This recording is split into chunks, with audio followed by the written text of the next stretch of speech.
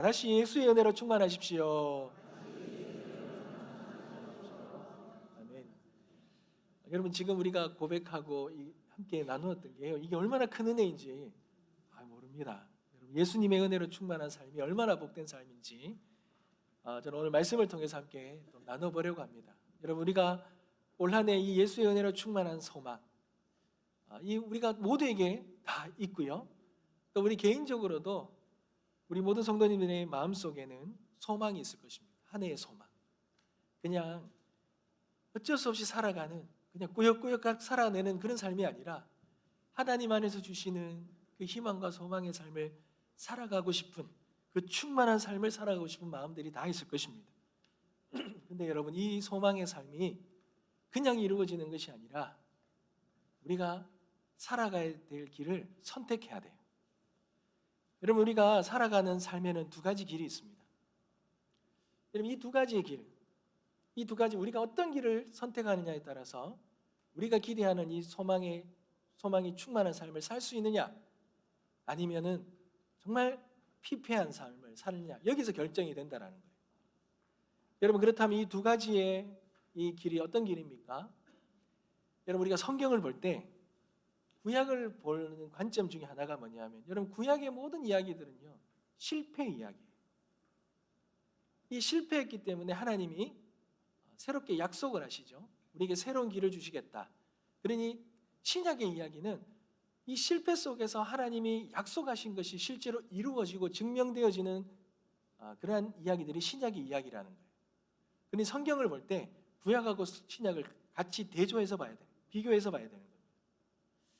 여러분, 성경에 보면 아주 유명한 실패 이야기가 나옵니다. 그게 바로 우리가 오늘 읽었던 이 구약이 시작되면서 우리에게 일어났던 이 바벨탑의 사건입니다.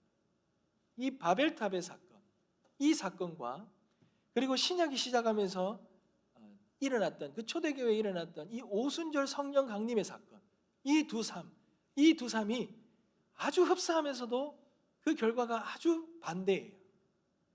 근데 이 삶이 어떤 삶인지를 우리가 깨닫는다면, 여러분, 우리의 삶에는 놀라운 이 충만한, 이 우리의 소망을 이루는, 주님 안에서 우리에게 주신 이 소망함이 이루어지는 삶이 살아낼 수 있느냐 안 있느냐, 여기가 결정된다는 것입니다. 사랑하는 성도 여러분, 원래 우리가 소망하는 이 삶이 다 하나님이 우리 안에서 이루어지는 은혜가 있기를 소망합니다. 그렇기 위해서는 이 바벨의 삶은 무엇이고 성령의 삶이 무엇인지를 우리가 알고, 우리가 이 성령의 삶을 살아내는 그런 온전한 결단이 있고 우리의 삶에 이루어지는 은혜가 있게 되시길 다시 한번 축복합니다. 여러분, 그렇다면 바벨은 어떤 걸까요? 바벨. 여러분, 창세기 11장 1절 말씀에 보면 온 땅의 언어가 하나이고 말이 하나였더라 그러죠. 여러분, 이 홍수 사건이, 노아의 홍수 심판이 있고 난 후에요, 하나님이 그 땅을, 그리고 그 땅 위에 있는 이 인류를 이렇게 복을 주십니다. 그리고 사명을 주셔요. 그래서 그 땅과 인류가 번성하기 시작합니다. 근데 그들이 번성하는 데 있어서 가장 큰 역할을 한 것이 있다면 이 언어가 같다라는 거예요. 한 언어를 사용했다는 거예요. 여러분, 이 하나 언어가 같다는 거는요, 영어 공부 안 해도 되잖아요. 얼마나 편하고 좋겠습니까? 근데 이 언어를 사용했다는 게 있다면 얼마나 이 사람들에게, 거기 모여 있는 사람들에게 큰 복이었는지 몰라요. 말이 통하니 오해가 없고 또 힘을 합칠 수가 있잖아요. 그리고 그들이 인류를 발전하면서 여러 가지 지혜와 기술들이 발전하면서 이들이 무언가를 할 수 있는 힘이 생긴 거예요. 근데 그들이 모여서 결정한 것이 무엇입니까? 4절 말씀입니다. 또 말하되, 자, 성읍과 탑을 건설하여 그 탑 꼭대기를 하늘에 닿게 하여 우리 이름을 내고 온 지면에 흩어짐을 면하자 하였더니 라고 말하죠. 그들이 통하는 말로 결정한 것이 성읍과 탑을 건설하는 거예요. 여러분, 그런데 여기서 중요한 게 있어요. 이들이 이 탑과 이 성읍을 건설하려고 했던 목적이 뭐냐는 거예요. 이유가 뭐냐는 겁니다. 왜 쌓으려고 했냐는 거예요. 거기에는 3가지 비밀이 숨어 있습니다. 여러분, 첫 번째가 4절에 보면 우리의 이름을 내자 그러죠. 여러분, 이들이 무언가를 건축하려는 이유가 뭐냐면 자기의 영광을 위해서, 자기의 이름을 높이기 위해서, 하나님의 이름이 아니라 나의 이름을 높이기 위해서 성읍과 탑을 쌓기 시작했다는 거예요. 여러분, 과거의 역사를 보면요, 왕이 되고 권력을 잡으면 아주 큰 토목공사를 하나씩 딱 해요. 여러분, 그 이유가 뭡니까? 여러분, 중국의 만리장성이 유명한데요, 만리장성 누가 만들었습니까? 진시황이죠. 여러분 다 알아요. 남의 땅에 세운 건물이 누가 세우는지도 알잖아요. 이거예요. 왕이 되면요, 영원히 어떻게 보면 역사가 있는 동안은 기억되기 위한 이름을 남기고 싶은 욕망이 있는 거죠. 그래서 이것을 지었는데 업적을 남기려고 성읍과 탑을 쌓으려고 했던 거예요. 두 번째는요, 이 탑 꼭대기를 하늘에 닿게 하려는 거예요. 여러분, 이건 영역 침범입니다. 하나님의 영역을 침범하려고 하는데, 아담과 하와가 선악과를 먹었던 이 범한 그 이유가 뭡니까? 하나님처럼 되려는 거잖아요. 여러분, 인간 안에 이 죄의 가장 그 근본, 본질은 내가 하나님 되려는 거예요. 이것이 사라지지 않습니다. 죄의 열매는, 겉모습은 어떻게 바뀔지 모르겠지만 그 안에 들어가 보면 본질은 그대로 남아 있습니다. 인간들이요, 자신들이 하나님처럼 되고 싶은, 하나님 앞에 닿고 싶은, 노력해서 열심을 다해서 하늘을 뚫고 싶은, 하늘에 닿고 싶은. 그리고 세 번째가 뭡니까? 흩어짐을 면하는 것입니다. 언뜻 들으면 좋잖아요. 흩어지는 걸 면하는 거 언뜻 들으면 좋잖아요. 근데 이거는요, 하나님 명령에 정면으로 거부하는 것입니다. 하나님께서 심판 후에 노아의 가족을 살리시고는 그 땅에 이 노아를 주시고는 사명을 주시죠. 복을 주시고 사명을 주십니다. 그 사명이 뭡니까? 생육하고 번성하여 땅에 충만하라는 거예요. 이 에덴의 모습, 첫 하나님이 인류에게 주셨던 그 에덴 땅, 그 온전하고 완전한 땅, 풍성한 땅, 그 땅을 회복하라는 사명을 주시는 거예요. 근데 그렇게 하기 위해서는 어때요? 온 땅을 퍼져나가야 되잖아요. 근데 그들이요, 한 곳에 모여서 뭉쳐서 자기 왕국을 세우려는 거예요. 하나님 명령을 정면으로 거부하는 거예요. 자신들이 보호하고자 하겠다는 겁니다. 사랑하는 성도 여러분, 그렇게 보니 바벨탑을 세우는 것은요, 건축을 하는 이런 프로젝트가 아닙니다. 하나님 없이 인간의 힘으로, 인간의 지혜로, 인간의 기술로 하늘에 닿겠다는 거예요. 올라가겠다는 겁니다. 우리의 힘으로 천국에 가겠다는 거예요. 우리의 의지로, 우리의 의로, 우리의 노력으로, 우리의 열심으로 구원을 이루겠다는 거예요. 사랑하는 성도 여러분, 인류의 비극이요, 여기서 시작돼요. 인류가 왜 이렇게 고통받고 어려움을 겪습니까? 여기서부터 시작합니다. 그런데 여러분, 우리의 인생도 너무 비슷하지 않습니까? 여러분, 우리가 살아가려고 하는 인생, 우리가 살아가 신앙생활하는 거 모든 게 근원 중에 뭐가 있습니까? 우리가 망하지 않으려고요.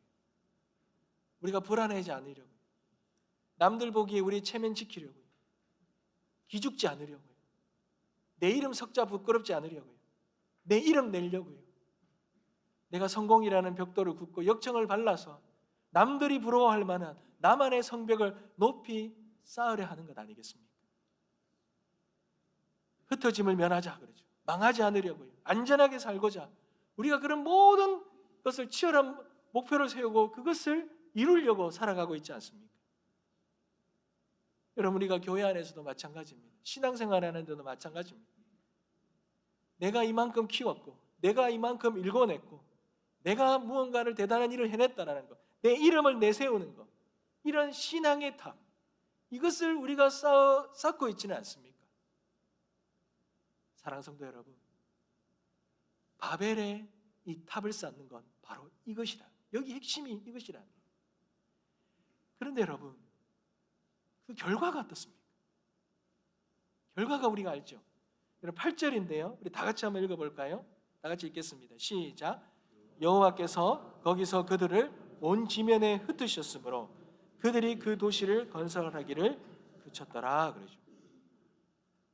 하나님이 인간이 무언가를 막 짓고 있는 거예요. 그러니 하나님이요 5절에 보시면 뭘 짓는가 싶어서 이 땅에 내려와 보셨대요.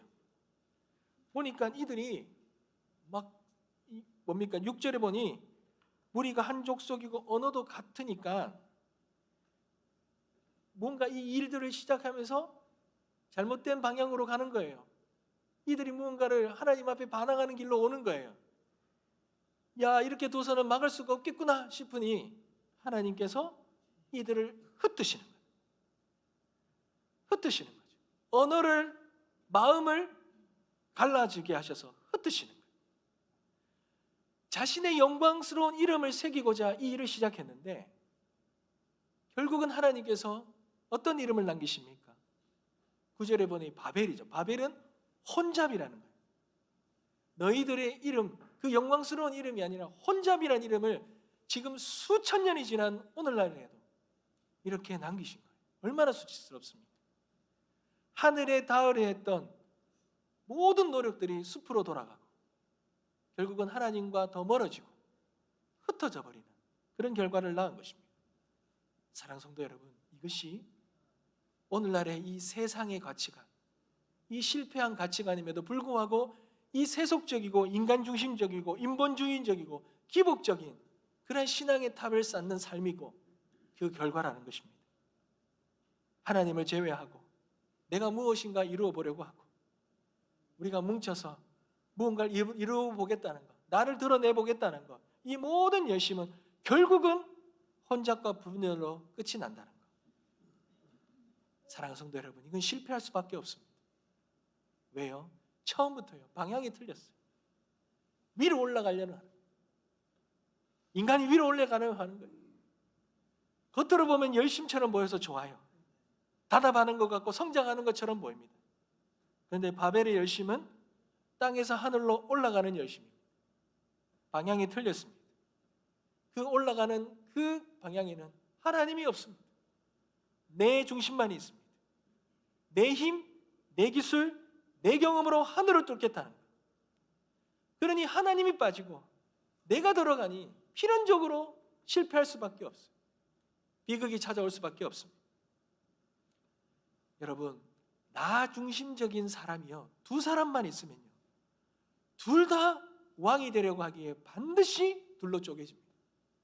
그것이 우리 인류의 역사의 아닙니까? 여러분, 이것이 우리가 겪는 모든 불화와 모든 갈등의 본질입니다.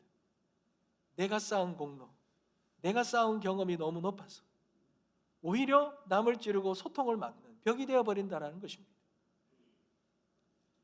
여러분, 이렇게 살면요, 그 삶의 마지막이 비참하지 않아요. 이렇게 한평생 열심히 살았는데요, 나중에 돌아보면 정말 가까운 사람들이 다 돌아서 있어요. 말이 통하지 않습니다. 부모와 자식 사이에 거대한 벽이 생기지 않습니다. 곁에 남은 사람은 없습니다. 외롭습니다. 여러분, 특별히 위험한 거는요, 내 힘으로 자수성가해낸 사람, 내 힘으로 무언가 이 땅에서 조그마한 탑을 쌓은 사람, 너무 어려워요. 여러분, 이것이 바로 바벨탑의 실체라는 거죠. 여러분, 그 바벨탑의 실체 안에는요, 예배의 중심이 바뀐 거예요. 완전히 바뀐 거예요. 그 예배의 중심에는 내가 있는 거예요. 하나님의 영광이 아니라 나의 영광이에요. 하나님의 뜻이 아니라 나의 뜻, 내 안전, 내 성공이 더 중심에 있고, 그것은 뭔가 좀 이뤄냈을 때에 내가 하나님이 되어 있는 거예요. 사랑하는 성도 여러분, 이것이 정말 무서운 신앙입니다. 하나님이 없어도 우리가 함께하면 무언가 이뤄낼 수 있다. 이것이 너무나도 무서운 신앙이라는 겁니다. 큰 죄를 짓는 신앙은 아니라도 하나님이 없이, 기도가 없이, 은혜도 없이 모든 것들을 이루어내고 내 이름이 높아지는 것, 이것만큼 위태로운 것이 없고 이것만큼 위험한 것이 없다는 것, 결국은 다 흩어질 수밖에 없다는 것, 이것이 바벨의 저주라는 걸 여러분 잊지 마시기 바랍니다. 여러분 그렇다면 이제 눈을 돌려서 사도행전 2장의 마가의 다락방으로 한번 가보기를 원합니다. 바벨탑 사건이 있은 후에 수천 년이 지났습니다.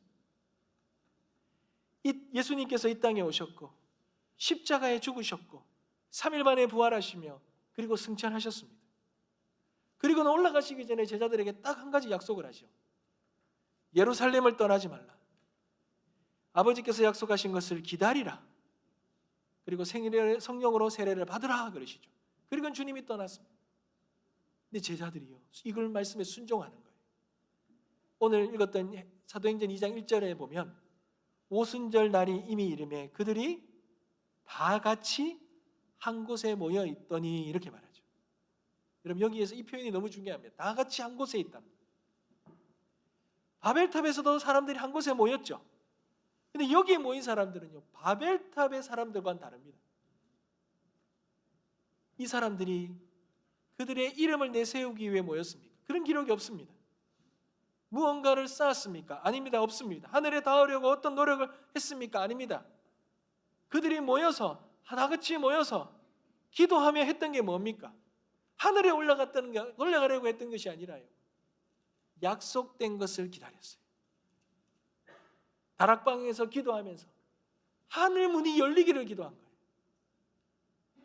바벨탑에서 흩어짐을 면하기 위해, 자신들이 보호하기 위해서 서로가 단결했다면 다락방에서는요, 한 마음으로 기도하며 힘썼어요. 하늘 문이 열리도록 약속된 것을 기다리면서. 여러분 그러자 어떤 일이 일어납니까? 2절에 보시면 호련히 하늘로부터 급하고 강한 바람 같은 소리가 있어 그들이 앉은 온 집에 가득했다 그러죠. 바벨은 사람이 하늘로 기어오르려다가 실패한 이야기입니다. 근데 오순절은요, 하늘이 사람에게 내려오는 이야기입니다. 사람이 하나님께로 올라간 것이 아니라 하나님이 하늘문을 여시고 사람에게로 내려오신 사건이 오순절 사건입니다. 3절과 4절에도 보면 마치 불의 혀처럼 갈라지는 것들이 그들에게 보여 각 사람 위에 하나씩 임하여 앉더니 그들이 다 성령의 충만함을 받았다 그러죠. 사랑하는 성도 여러분, 그들은 그 어떠한 열심, 그 어떠한 노력, 그 어떠한 자기의 이름, 그 어떠한 의를 무언가를 드러내려고 무언가를 쌓고 열심을 한 것이 아니라 그들은 그저 주님 떠난 그 빈 마음, 그 공허한 마음을 가지고 주님 약속하신 그 약속 붙들고 다 같이 모여서 그렇게 약속된 것을 기다리며 기도하였는데, 여러분 그 기도 가운데 하나님이 하늘 문을 여시고 성령의 불이 그들의 빈 마음 가운데 임한 것입니다. 우리가 높아져서 우리의 열심으로 충만해진 게 아닙니다. 하늘이 열리고 성령이 우리에게 임하심을 통하여 충만해진 것입니다. 사랑하는 성도 여러분, 이것이 성경에서 말하는 복음적인 충만이에요. 우리가 충만함을 누리며 살아갈 수 있는 그 진리가 바로 이 오순절이 임한 성령의 충만함이라는 거예요. 사랑하는 성도 여러분, 그런데요, 성령이 임하자 가장 먼저 변화되는 게 무엇입니까? 입술이 바뀝니다. 언어가 바뀝니다. 4절을 한번 보십시오. 성령이 말하게 하심을 따라 다른 언어들로 말하기를 시작하니라 그러죠. 여러분 앞서 이야기한 바벨탑 사건과는 완전히 역전 아닙니까? 바벨탑은 하나님이 인간들의 언어를 혼잡하게 하셔서 서로 알아듣지 못하게 하셔서 흩으셨는데, 그들이 하늘로 올라가려고 하는 교만 때문에 하나님이 심판하신 것인데, 근데 오순절에는요 성령이 이 땅에 내려오셔서 다 다른 말, 각 나라 방언을 말하게 하셔서 모든 사람들이 복음을 알아듣게 하신 거예요. 여러분 이것이 겸손한 자들에게 주시는 은혜 아닙니까? 6절과 8절도 한번 보십시오. 각각 자기의 방언으로 제자들이 말한 것을 듣고 소동하여 놀라 신기하게 여겨 이르되, 보라 이 말하는 사람들이 다 갈릴리 사람이 아니냐? 우리가 우리 각 사람이 난 곳 방언으로 듣게 되는 것이 어찌 됨이냐? 여러분 사도행전에서 2장에서 말하는 이 방언은요 언어입니다. 각 지방의 말로 하는 알아들을 수 있는 언어, 우리가 말하는 흔히 방언으로 말하는 랄랄라 랄랄라 하는 그런 언어가 아니고요. 알아들을 수 있는 언어입니다. 파르티아인, 메데인, 엘라민, 메소포타미아, 유대아와 갑바도기아, 본도와 아시아와 프리기아, 로마에서 온 사람들과 유대인 개종자들과 그레데인과 아라비아인과 15개 지역, 이 15개 지역을 언급하는데요. 거기서 온 사람들, 온 세계에서 온 사람들이 자기 나라 말로 말하는데 하나님의 큰 일을 말하기 시작하는 거예요. 그런데 그게 들리는 거예요. 11절에는 이렇게 말하죠. 사람들이 놀라 외칩니다. 우리가 다 우리의 각 언어로 하나님의 큰 일을 말함을 듣는도다 라는 거죠. 여러분, 이것이 기적이 아닙니까? 바벨타움에서는 내 이름, 내 자랑을 말하다가 말이 꼬이고 마음이 나뉘고 그렇게 흩어졌는데 오순절에 성령이 임하니 하나가 되는 거예요. 그리고 입술이 변하는 거예요. 내 자랑이 사라지고 하나님이 하셨습니다. 하나님이 행하셨습니다. 모든 것이 하나님의 역사입니다. 이런 고백들이 터져나오기 시작하는 거예요. 막혔던 귀가 열립니다. 갈라졌던 마음이 서로 하나가 됩니다. 비판과 정죄와 소음이 사라지고 살리는 은혜가 넘쳐나기 시작한 것입니다. 사랑하는 성도 여러분, 이것은 단순한 언어의 기적이 아닙니다. 수천 년 동안 인간을 그렇게 힘들게 했던, 인간을 나뉘고 인간을 혼잡하게 하고 인간을 흩고 서로 반목하고 싸우게 했던 이 바벨의 전유, 바벨의 실패가 끊어지고 이제 성령의 오순절 성령이 이 땅에 오심으로 이제 모든 것이 하나가 되어지고 회복되어지는 하나님이 행하시는 놀라운 회복의 역사가 성령의 역사라는 거예요. 사랑하는 성도 여러분, 놀랍지 않습니까? 이 놀라운 은혜가 임하자 여러분 더 놀라운 일들이 생깁니다. 41절에 보니까요, 이 말을 들은 사람들이 세례를 받는데 이날의 신자의 수가 3,000명이 됩니다. 그 성령이 임한 그 불같은 심령이 그 입술을 통해 나오는 하나님의 큰 일을 전하자 3,000명이 돌아옵니다. 그리고 여러분이 너무 잘 아시는 놀라운 초대교회 역사가 일어나잖아요. 44절과 47절에 믿는 사람이 다 함께 있어 모든 물건을 서로 통용하고 날마다 마음을 같이하여 성전에 모이기를 힘쓰고 집에서 떡을 떼며 기쁨과 순전한 마음으로 음식을 먹고 하나님을 찬미하고 온 백성의 칭송을 받으니 주께서 구원받는 사람을 날마다 더하게 하시니라. 여러분, 초대교회의 이 역사는요, 우리가 인간의 노력과 열심으로 되어지는 것이 아니에요. 내 이름 드러내고 내 자랑하고 내 의를 쌓아서 되는 게 아니에요. 성령이 임하실 때, 성령의 충만이 임하실 때 함께 모이기를 원하고 함께 나누는 일을 기뻐하고 함께 예배하고 그래서 날마다 구원받는 성도들이 더해지는 성령의 역사라는 것입니다. 사랑하는 성도 여러분, 오늘 이 두 사건이 우리에게 던져주는 이 질문에 우리는 우리 자신을 돌아보면서 답해야 될 것입니다. 여러분, 저와 여러분은 어디에 서 계십니까? 우리 안에 바벨의 영이 있습니까? 아니면 오순절의 영이 있습니까?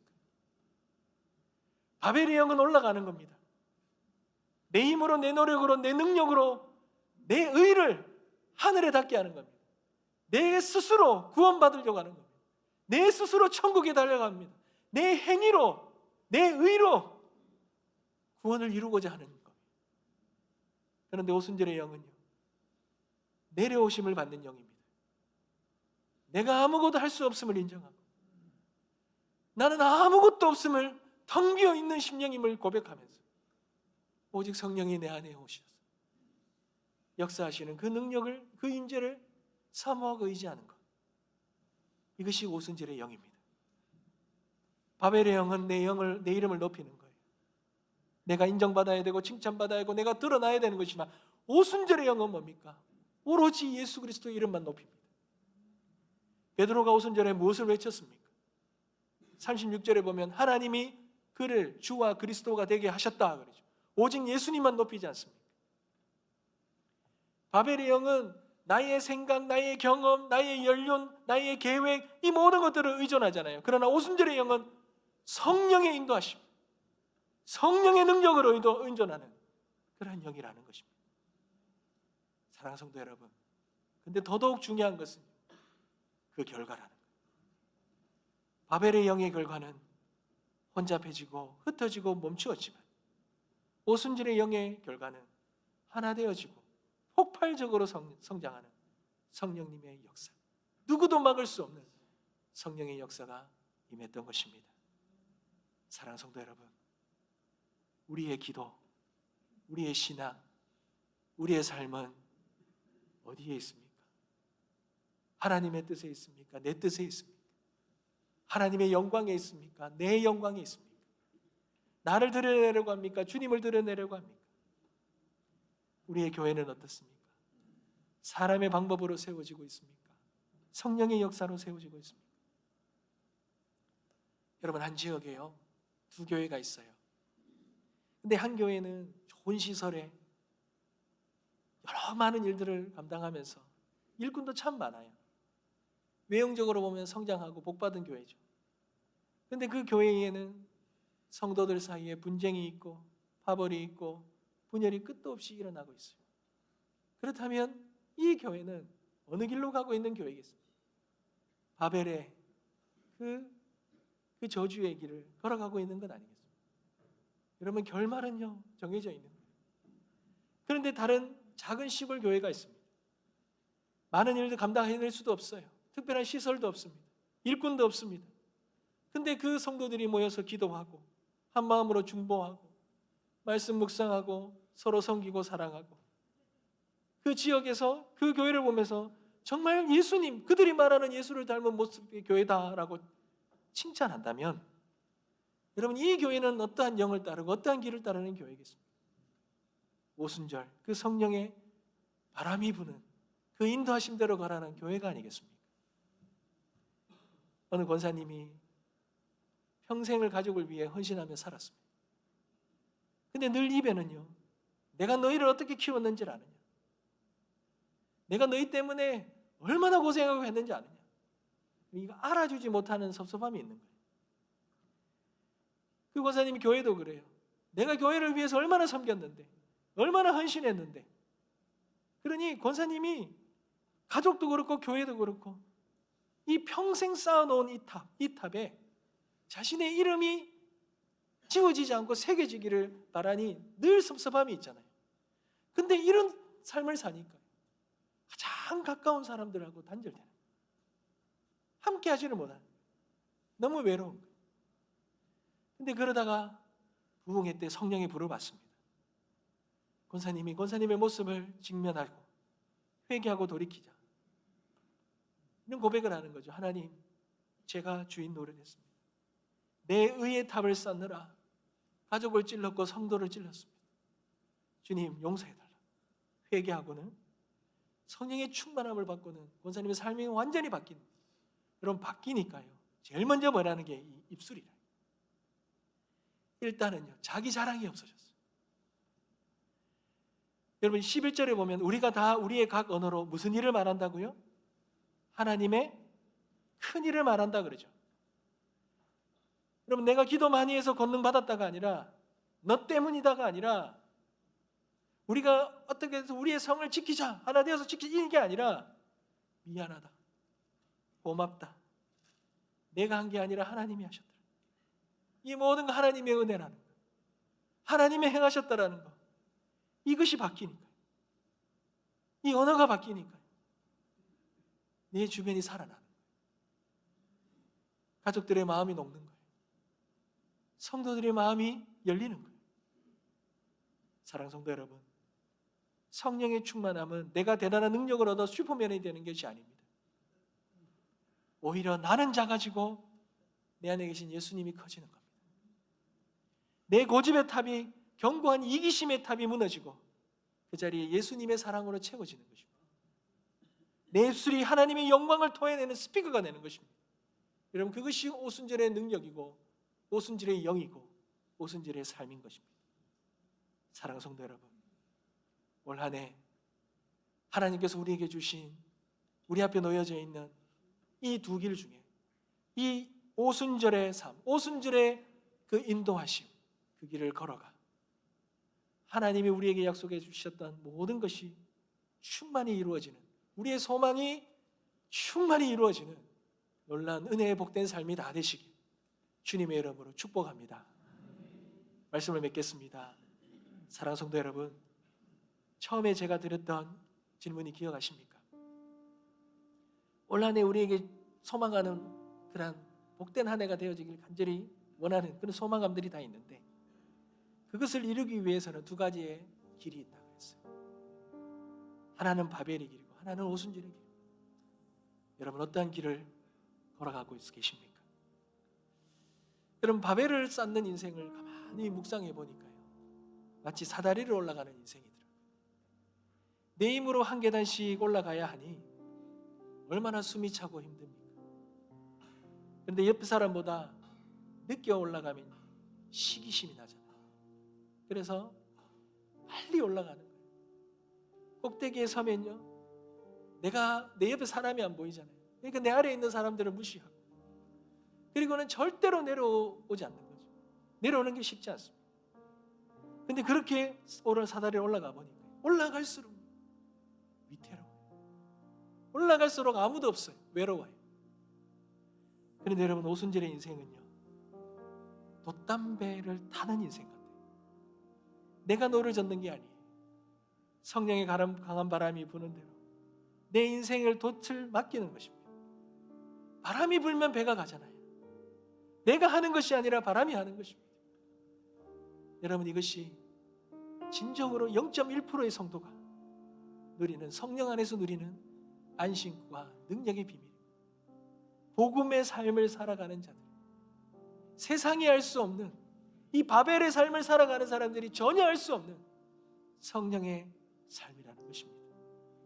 사랑하는 성도 여러분, 이 삶을 살아가게 되시길 소망합니다. 내가 그동안 쌓았던 내 경험과 고집으로 쌓아올린 모든 바벨의 탑이 다 무너지고, 이제 내가 올리는 인생이 아니라 위로부터 임하시는 성령의 능력을 덧입는 인생, 성령의 바람으로 살아가는 인생, 그 충만한 인생 꼭 살아가게 되시길 주님의 이름으로 축복합니다. 찬양 드리겠습니다.